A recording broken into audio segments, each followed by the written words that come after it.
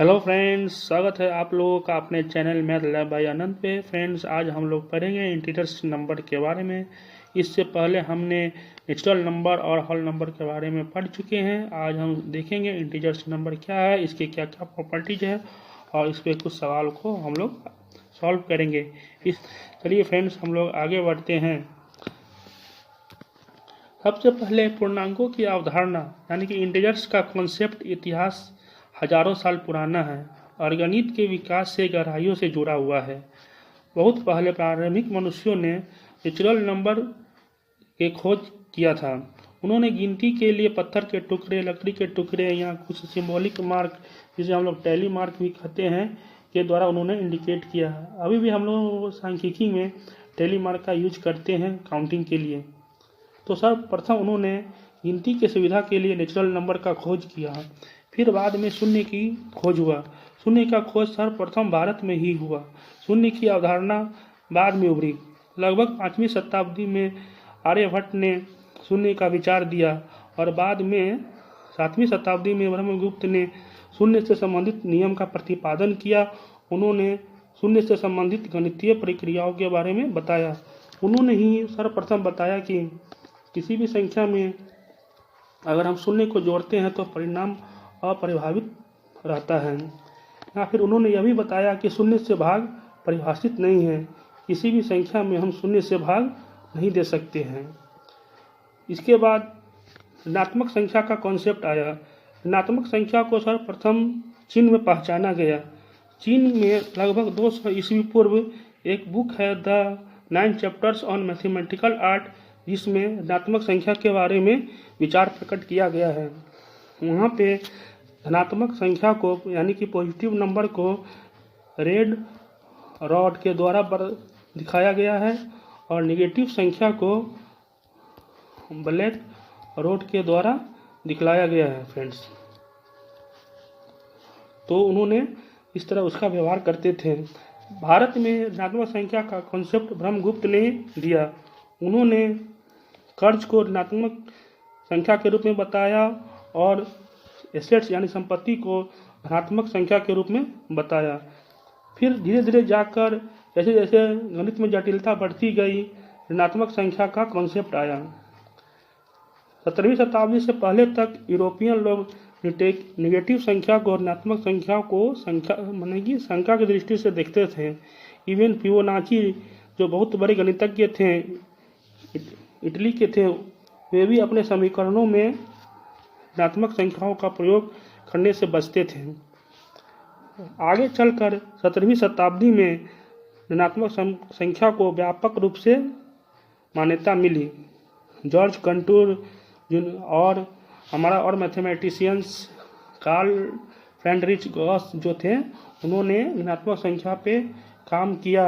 हमारे रेन डेस्कार्टेस और Isaac Newton ने भी ऋणात्मक संख्या पे काम किया और ऋणात्मक संख्या के कॉन्सेप्ट को बहुत ही व्यापक बनाया। इस तरह हम देखते हैं कि इंटीजर्स का जो खोज है बहुत ही रोचक है और ज्ञानवर्धक भी है। चलिए हम लोग आगे बढ़ते हैं, देखते हैं कि इंटीजर्स क्या है। इंटीजर्स क्या है?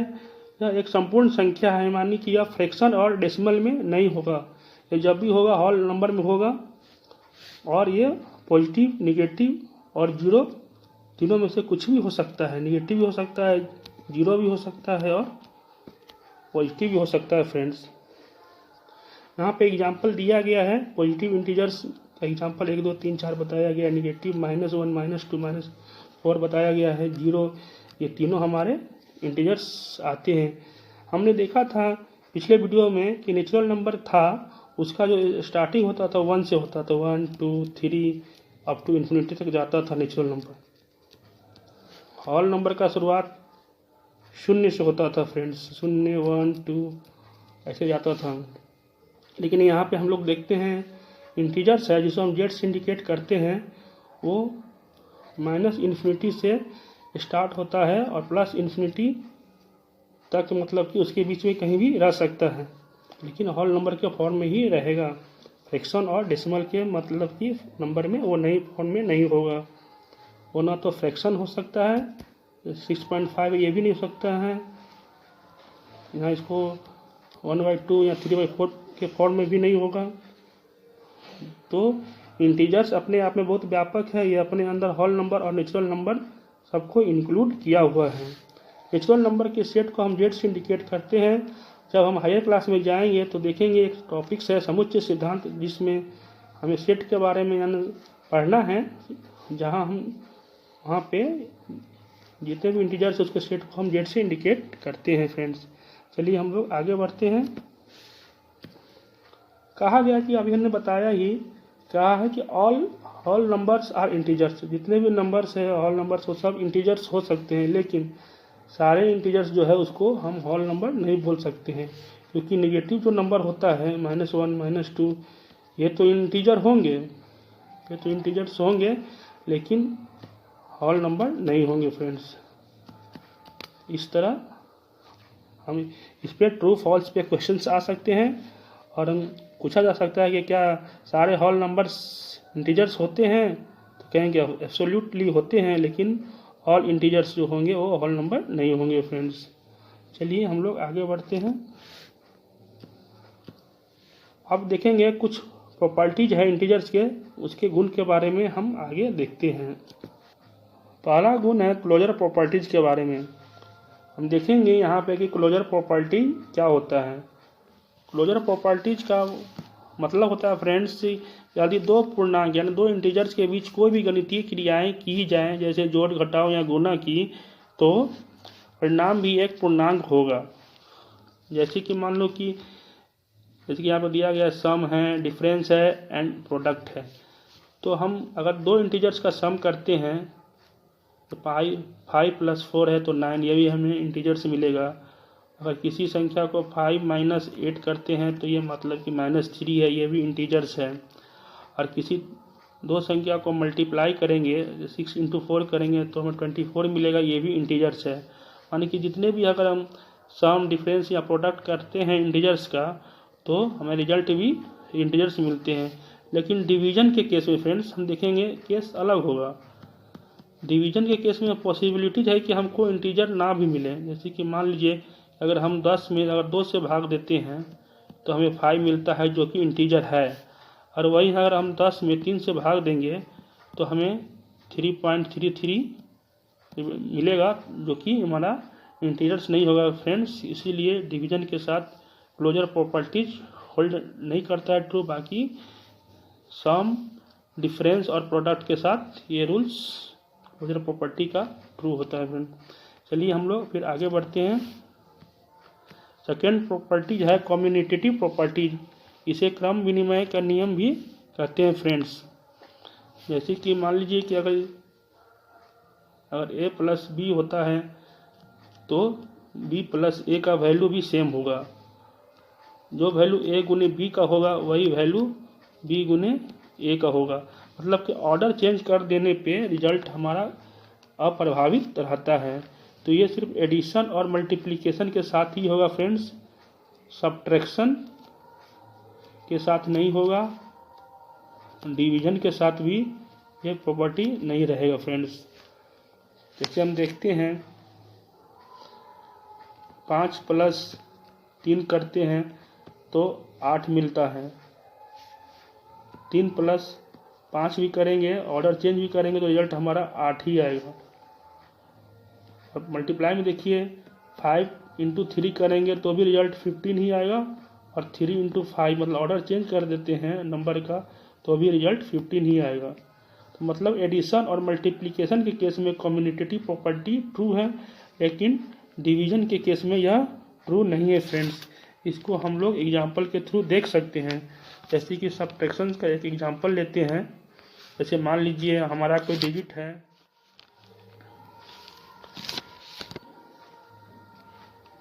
जैसे कि मान लीजिए 5 - 3 जो कि 2 के बराबर होगा। वहीं अगर 3 - 5 करते हैं तो ये -2 हो जाता है, जो कि सेम नहीं है। यहाँ पे a - b बराबर नहीं होगा b - c के फ्रेंड्स। इसीलिए यहाँ पे हमारा जो प्रॉपर्टी है कम्यूटेटिव वो ट्रू नहीं है। माने होल्ड नहीं करेगा। डिवीजन के केस में फ्रेंड्स नहीं होगा, ट्रू होल्ड करेगा प्रॉपर्टी। अगर मतलब हम 4/2 करते हैं तो 2 आएगा, अगर 2 में डिवाइड 4 करते हैं तो ये 1/2 हो जाएगा। तो इस केस में भी A/B बराबर नहीं होगा B/A के। तो कम्यूटेटिव प्रॉपर्टी जो है वो सब्ट्रैक्शन यानी घटाव या डिवीजन दोनों के लिए होल्ड नहीं करता है, सिर्फ वो एडिशन और मल्टीप्लिकेशन के लिए ही ट्रू है, जो हमने साथ में देखा यहाँ पे फ्रेंड्स।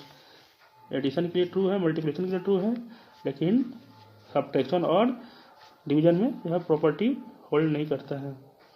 चलिए हम लोग आगे बढ़ते हैं। अगला प्रॉपर्टी है एसोसिएटिव प्रॉपर्टी। एसोसिएटिव प्रॉपर्टी भी बहुत महत्वपूर्ण है फ्रेंड्स। ये भी एडिशन और मल्टीप्लिकेशन के साथ ही ट्रू है, मानी प्रॉपर्टी होल्ड करता है। सब्ट्रैक्शन और डिवीजन के साथ ये प्रॉपर्टी होल्ड नहीं करता है फ्रेंड्स। जैसे कि इस प्रॉपर्टी में हम देखेंगे कि यदि 3 या 3 से अधिक संख्याओं को जोड़ते हैं या गुना करते हैं तो ग्रुप ना के अगर देखेंगे ग्रुप का ऑर्डर चेंज कर देंगे तो हमारा परिणाम अप्रभावित रहता है। इसको हम इस तरह से समझेंगे। जैसे कि मान लीजिए कि हमें 3 संख्याओं को जोड़ना है, A + B + C, मानी कि A + B + C, और यहाँ पे हम ग्रुपिंग चेंज कर देते हैं। मानी कि पहले हम A और B को जोड़ेंगे तो उसके बाद C को उसमें जोड़ेंगे। यहाँ पे पहले B और C को जोड़ देंगे तब उसको A में जोड़ेंगे, तो दोनों केस में हमारा रिजल्ट सेम होगा। यही एसोसिएटिव प्रॉपर्टीज है। जैसे कि हम एग्जाम्पल के थ्रू समझ सकते हैं। A का 2 लेते हैं, B के जगह पे 3 लेते हैं, C के जगह पे 4 लेते हैं। जैसे यहाँ पे A जगह पे 2 ले लिया, B के जगह पे 3 ले लिया और C के जगह पे 4 ले लिया। तो यहाँ पे A + B को पहले जोड़ना है, यहाँ पे B + C को पहले जोड़ना है। तो फ्रेंड्स देखिए यहाँ पे 2 3 5 हो गया, +4 करेंगे तो रिजल्ट हमारा 9 आएगा। और यहाँ भी देखिए 2 है, प्लस करेंगे 3 4 7 हो गया, रिजल्ट हमारा 9 आ गया। तो मतलब कि दोनों वैल्यू इक्वल आया। तो हम कह सकते हैं कि यही हमारा एसोसिएटिव प्रॉपर्टी है, जो कि यहाँ पे रिलेशन होल्ड करता है एसोसिएटिव प्रॉपर्टी का। और इसी तरह हम देखेंगे मल्टीप्लिकेशन का। तो मल्टीप्लिकेशन का देखिए एसोसिएटिव प्रॉपर्टी, इसका भी हम ग्रुपिंग ले लेते हैं। मान लीजिए कि हमको 3 नंबर में 3 नंबर का गुना ऐसे है, A इधर भी ले लेते हैं A × B × C। तो यहाँ भी हम पहले ग्रुपिंग कर लेते हैं। पहले मान लीजिए यहाँ पे A + B का ग्रुपिंग है, यहाँ पे B + C का ग्रुपिंग है। तो दोनों ही केस में देखेंगे कि रिजल्ट हमारा सेम रहेगा। तो A का वैल्यू 2 ले लेते हैं, B का वैल्यू 3 ले लेते हैं, C का वैल्यू 4 ले लेते हैं। यहाँ भी A का वैल्यू 2, B का 3, C का 4। तो पहले यहाँ 2 3 को गुना करना है, यहाँ पे 3 और 4 गुना करना है, यानी कि B और C को पहले गुना करना है। तो यहाँ पे जो रिजल्ट आएगा 3 दूना 6 + 4 जो कि 24 के बराबर हो जाएगा। यहाँ भी देखिए फ्रेंड्स 2 × 4 = 12 और 12 दूना 24। तो दोनों left hand side right hand side का दोनों का रिजल्ट हमारा सेम है। तो कहेंगे कि ये एसोसिएटिव प्रॉपर्टी जो होगा वो मल्टीप्लिकेशन के लिए भी सही होगा। तो इसे हम एसोसिएटिव प्रॉपर्टी ऑफ मल्टीप्लिकेशन बोलेंगे, और सम वाला जो था उसको हम बोलेंगे, इसे बोलेंगे एसोसिएटिव प्रॉपर्टी ऑफ एडिशन बोलेंगे फ्रेंड्स। तो इस तरह देखते हैं कि ये एडिशन और मल्टीप्लिकेशन के लिए ट्रू है, लेकिन यही प्रॉपर्टी फ्रेंड्स सब्ट्रैक्शन के लिए नहीं होंगे ट्रू फ्रेंड्स। तो भी हम यहाँ पे आपको दिखला सकते हैं। जैसे कि मान लीजिए कि हम सब्ट्रैक्शन केस में क्या हो गया, A - B - C करना है, यहाँ भी A - B - C करना है। तो ये बहुत ही इम्पोर्टेंट कॉन्सेप्ट है फ्रेंड्स, इसे समझ जाइए बच्चों लोग। देखिए पहले यहाँ पे हम A - B का ग्रुपिंग कर लेते हैं और यहाँ पे B - C का ग्रुपिंग करते हैं। मान लीजिए कि A का वैल्यू 6 है, B का वैल्यू 3 है, C का वैल्यू 2 है। यहाँ भी लिख लेते हैं A का वैल्यू 6 है, B का वैल्यू 3 है, C का वैल्यू 2 है। तो यहाँ पे पहले ग्रुपिंग करना है 6 और 3 को, यहाँ ग्रुपिंग करना है 3 और 2 को। तो देखिए फ्रेंड्स, यहाँ पे जो रिजल्ट आता है 6 माइनस 3 जो होगा तो 3 और फिर -2, यहाँ पे रिजल्ट हमारा फाइनल 1 आएगा। यहाँ पे देखिए 6 माइनस 3 माइनस 2 ब्रैकेट में है, ये 1 हो जाएगा और हमारा रिजल्ट यहाँ पे 5 आएगा। तो लेफ्ट हैंड साइड 1 है, राइट हैंड साइड 5 है, तो जो कि ये दोनों इक्वल नहीं है फ्रेंड्स। तो हम लोग कह सकते हैं कि एसोसिएटिव प्रॉपर्टी जो होगा सब्ट्रैक्शंस के लिए वो होल्ड नहीं होगा फ्रेंड्स, यहाँ पे संगत नहीं है। इसी तरह डिवीजन के लिए भी एसोसिएटिव प्रॉपर्टीज होल्ड नहीं करेगा, इसको भी हम एग्जांपल से समझ सकते हैं फ्रेंड्स। अगर डिवीजन के केस में लेते हैं तो देखिए फ्रेंड्स, यहाँ पे जैसे मान लीजिए हम तो लिख लेते हैं ए भागा बी भागा सी, इधर भी लिख लेते हैं ए भागा बी भागा सी। तो यहाँ पे हम ग्रुपिंग करते हैं, पहले हम ए भागा बी का कर लिए, उसके बाद बी भागा सी का कर लिए। तो देखते हैं यहाँ फ्रेंड्स, ए भागा बी है, ए का एग्जाम्पल यहाँ पे हम ले लेते हैं 8 भागा 4 भागा सी को जगह पे 2 ले लिए, यहाँ पे लिख दिए 8 भागा 4 भागा 2। तो पहले इसका ग्रुपिंग ले लिए, उसके बाद 4 भागा 2 का ग्रुपिंग ले लिए। तो देखते हैं यहाँ पे क्या होता है। तो यहाँ पे 8 भागा 4 कितना हो गया, 4 हो गया, यहाँ पे भागा 2 हो गया, तो रिजल्ट हमारा 2 आया। यहाँ पे 8 हो गया, भागा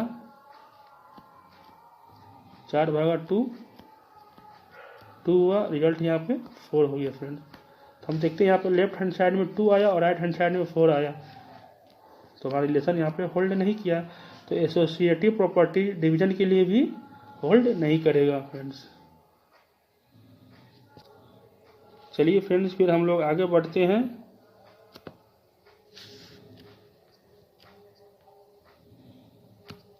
अगला प्रॉपर्टी है डिस्ट्रीब्यूटिव प्रॉपर्टी। डिस्ट्रीब्यूटिव प्रॉपर्टी का भी देखेंगे यहाँ पे, ये मल्टीप्लिकेशंस डिस्ट्रीब्यूशंस ओवर एडिशन। अगर मान लीजिए यह वितरण, इसको हिंदी में वितरण का गुण बोलते हैं फ्रेंड्स। वितरण का गुण का अर्थ है कि यदि कोई संख्या से 2 या 2 से अधिक संख्याओं के जोड़ या घटाव पर गुना की जाए तो इससे हर संख्या के साथ गुना करके परिणाम जो प्राप्त होता है उसके बराबर होगा फ्रेंड्स। इसको हम एग्जाम्पल के थ्रू समझ सकते हैं। मान लीजिए हमारा ए को गुना करना है, इसमें बी प्लस सी है इसमें, तो ये वही रिजल्ट देगा जो हम अलग अलग ए से गुना करके प्राप्त करेंगे अलग अलग संख्याओं में। जैसे ए को गुना कर देंगे बी से और फिर प्लस ए को गुना कर देंगे सी से, तो ये दोनों रिजल्ट, दोनों केस में जो वैल्यू मिलेगा वो दोनों सेम होगा फ्रेंड्स। उसको हम एग्जांपल से देख सकते हैं। जैसे ए का वैल्यू 2 ले लिया, बी का वैल्यू 3, सी का वैल्यू 4। तो यहाँ पे ए का वैल्यू 2, बी का वैल्यू 3 प्लस फिर ए की जगह पे 2 हो जाएगा और सी की जगह पे 3। तो देखिए यहाँ पे, और सी की जगह पे 4 फ्रेंड्स, सी की जगह पे 4 होगा फ्रेंड्स। तो देखिए रिजल्ट दोनों केस में सेम आएगा, 2 गुने 3 प्लस 7 हो जाएगा, यहाँ वैल्यू 14 आएगा, यहाँ पे 3 दूना 6 फिर प्लस 4 दूना 8, मतलब कि ये भी 14 होगा। तो दोनों मतलब कि वैल्यू साइड, राइट साइड और लेफ्ट साइड दोनों बराबर है वैल्यू, फिर तो कहेंगे कि ये रिलेशन होल्ड करेगा। तो यही मैंने डिस्ट्रीब्यूटिव प्रॉपर्टीज हुआ फ्रेंड्स। तो ये मतलब अगर प्लस जगह पे यहाँ पे माइनस भी रहता तो हमारा रिजल्ट पे कोई इफेक्ट नहीं पड़ता, यहाँ माइनस रहता तो यहाँ भी माइनस रहता और रिजल्ट दोनों ही केस में सेम आता। चलिए हम लोग आगे बढ़ते हैं। Identity properties.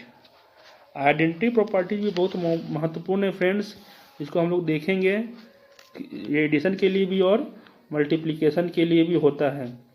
तो आइडेंटिटी प्रॉपर्टी का मतलब होता है, इसको हिंदी में पहचान गुण बोलते हैं। इसका अर्थ होता है कि किसी संख्या को एक विशेष संख्या, जिसे हम पहचान संख्या आइडेंटिटी नंबर बोलते हैं, के साथ जोड़ने या गुना करने पर संख्या अपरिवर्तित रहती है। तो एडिशन के केस में यह 0 होता है और मल्टीप्लिकेशन के रूप में जब मल्टीप्लिकेशन करते हैं तो आइडेंटिटी नंबर हम 1 लेते हैं। जैसे कि इसका मतलब हम लोग अभी समझेंगे दोनों का।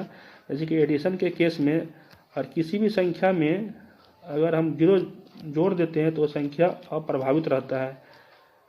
तो एडिशन के केस में 0 जो होगा आइडेंटिटी नंबर होगा। और मल्टीप्लिकेशन के केस में क्या होता है फ्रेंड्स, किसी भी संख्या को अगर हम 1 से गुना करेंगे तो संख्या अप्रभावित रहता है। तो यहाँ पे एडिशन के केस में जो 0 जो होगा वो आइडेंटिटी नंबर हो जाएगा और डिवीजन के केस में 1 जो है ये हो जाएगा आइडेंटिटी नंबर। बस यही इसका प्रॉपर्टीज है, इसको हम लोग ध्यान रखेंगे। ये मतलब कि इसका इस कॉन्सेप्ट का फिर आगे हम यूज करेंगे और आगे पढ़ेंगे इन्वर्स प्रॉपर्टी। इन्वर्स प्रॉपर्टी भी ये भी मतलब कि एडिशन और मल्टीप्लिकेशन के लिए होता है फ्रेंड, लेकिन मल्टीप्लिकेशन के केस में हमें इंटीजर नहीं मिलता है, फ्रैक्शनल नंबर मिलता है इन्वर्स वैल्यू, और एडिशन के केस में वो नंबर का ही नेगेटिव फॉर्म में मिलता है फ्रेंड्स। इसको हम देखेंगे, देखते हैं, समझते हैं। इसको हिंदी में बोलते हैं व्युत्क्रम का गुण फ्रेंड्स। इसको हिंदी में व्युत्क्रम का गुण बोलते हैं। इसका अर्थ है कि किसी संख्या के साथ उसकी व्युत्क्रम संख्या यानी कि इनवर्स नंबर को जोड़ने या गुना करने पर परिणाम जो होता है वो पहचान संख्या, जो हम आइडेंटिटी नंबर जो पिछले वीडियो में देखा है उसके बराबर होता है। तो inverse property of addition, addition के केस में जो होगा, एडिशन के केस में जो प्रॉपर्टी जो होगा वो मतलब कि नंबर खुद अपना निगेटिव फॉर्म में होगा। जैसे कि ए में जोड़ेंगे -a को, तो इसका जो एडिशन के केस में जो हमको आइडेंटिटी वैल्यू मिला था पिछले वाले प्रॉपर्टी में, वो जो 0 मिला था हमको 0 मिल जाएगा। मतलब कि 5 में अगर जोड़ेंगे -5 को तो हमारा एडिशन का जो आइडेंटिटी वैल्यू था 0 वो मिल जाता है। तो कोई भी नंबर जो होता है उसका जो नेगेटिव होगा तो वो मतलब उसका अपना इन्वर्स माने कि वैल्यू होगा। एडिशन के केस में -7 है तो इसका इन्वर्स वैल्यू कितना हो जाएगा, एडिशन के केस में 7 हो जाएगा, क्योंकि दोनों को जोड़ने के बाद ये 0 मिलता है। तो फिर मल्टीप्लिकेशन के केस में फ्रेंड्स ये अलग हो जाएंगे। जैसे कि मान लीजिए कोई नंबर 6 है, इसका मतलब कि मल्टीप्लिकेशन के केस में जो इन्वर्स वैल्यू जो होता है, जो आइडेंटिटी नंबर था वो 1 था, तो इसको 6 को अगर हम 1/6 से गुना करेंगे तो जाके 1 मिलेगा। लेकिन यहाँ पे तो 1/6 जो है इंटीजर नहीं है फ्रेंड्स, तो हमको इस टॉपिक से इतना कोई इंटीजर इंटरेस्ट नहीं है। तो इतना बस हम इस कॉन्सेप्ट को समझ जाते हैं। ये भी कॉन्सेप्ट इंपॉर्टेंट है, इसमें भी ऑब्जेक्टिव क्वेश्चंस एग्जाम में पूछे जाते हैं फ्रेंड्स। चलिए हम लोग अब आगे बढ़ते हैं, कुछ न्यूमेरिकल्स को सॉल्व करते हैं जो भी प्रॉपर्टी हमने अभी तक पढ़ा है उसके आधार पे। हमारा पहला सवाल है which of the following is not an integer. इसमें से कौन सा जो इंटीजर नहीं है, तो देखते हैं -10 ये इंटीजर है, 0 भी इंटीजर है, 100 भी इंटीजर है। तो हमारा जो सी है 5.5 वो मतलब कि इंटीजर नहीं है फ्रेंड्स, इसलिए यहाँ सी आंसर 2 होगा। सेकेंड केस में देखते हैं what is the sum of -15 and 20। तो -15 और 20 का सम कितना हो जाएगा, ये +5 हो जाएगा फ्रेंड्स, इसका आंसर ए होगा। आगे देखते हैं तीसरा क्वेश्चन है which set include only integers. कौन सा सेट सिर्फ जीरो माने कि कौन सा सेट सिर्फ इंटीजर इंक्लूड्स करता है। तो हम देखने से कह सकते हैं कि ये जो है ये आंसर होगा। बाकी सब सेट में देखते हैं फ्रैक्शनल नंबर दिया गया है, बी में 1.5 दिया हुआ है, सी में 2.5 दिया गया है, डी में 3.5 दिया गया। तो ये सब तो वैसे ही देखने से लगता है कि ये इंटीजर का सेट नहीं है, सिर्फ ए है, वो ट्रू होगा आंसर।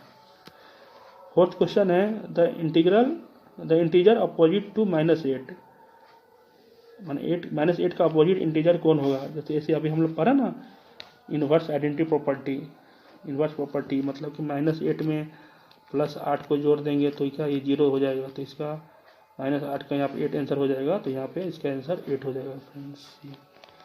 ये फ्रेंड मतलब बी आंसर होगा। चलिए हम आगे बढ़ते हैं, करेंगे which property of integers is demonstrated by this equations. इस इक्वेशन में कौन सा प्रॉपर्टी शो हो रहा है, 4 + -4। तो अभी हम लोग इन्वर्स प्रॉपर्टी के बारे में पढ़ा है। जो एडिशन का जो इन्वर्स प्रॉपर्टी होता है, तो नंबर में खुद प्लस करते हैं इसका नेगेटिव को, तो क्या होता है, वो उसका आइडेंटिटी वैल्यू 0 के बराबर हो जाता है। तो यहाँ पे -a होता है, तो यहाँ पे वही प्रॉपर्टी है, तो ये कहेंगे इसके बाद एडिटिव इन्वर्स प्रॉपर्टी जो है CO2 होगा। इस तरह के एग्जाम्पल में क्वेश्चंस आएंगे फ्रेंड्स। आप लोग कॉन्सेप्ट क्लियर रहेगा तो आप लोग सवाल बना सकते हैं। सबसे लास्ट सवाल है, नहीं छठा सवाल है, what is the absolute value of -12। -12 का एब्सोल्यूट वैल्यू क्या होता है, उसका मोड वैल्यू होता है। तो हमको पॉजिटिव वैल्यू इंटीजर इंक्लूड करना है, तो क्या होगा यहाँ पे 12 होगा, 12 इसका जो होता है एब्सोल्यूट वैल्यू जो होता है 12 होगा। चलिए फिर हम लोग आगे बढ़ते हैं। Which operations between two integers always results in an integer। कौन सा मैथमेटिकल ऑपरेशन है जो हमेशा इंटीजर रिजल्ट देगा। देखो एडिशन है, ठीक है, एडिशन है, दो इंटीजर का अगर हम एडिशन करते हैं तो हमको इंटीजर ही मिलेगा। सब्ट्रैक्शन भी करते हैं किसी भी दो नंबर का, तो हमको अगर 6 - 7 करते हैं तो -1 ये भी इंटीजर मिलेगा। मल्टीप्लिकेशन भी करेंगे तो हमको इंटीजर मिलेगा, 24 हो जाएगा। लेकिन ऑल ऑफ द अबव मतलब all of the D answer का ट्रू हो जाएगा। इसमें सब मतलब हमको इंटीजर देगा तो डी आंसर सही होगा, तो इसका आंसर होगा डी होगा जो ट्रू होगा। लास्ट क्वेश्चन है, the set of integers is represented by. तो हम लोग इंटीजर्स को किससे रिप्रेजेंट करते हैं, तो हम लोग पढ़ाया आपको भाई फ्रेंड्स ये, इसको हम इंटीजर को जेड से इंडिकेट करते हैं, तो इसका आंसर सी हो जाएगा। चलिए फ्रेंड्स, वीडियो आपको कैसा लगा, अच्छा लगा तो इसे लाइक और शेयर कर दें। फिर मिलते हैं आपसे अगले वीडियो में। Thank you.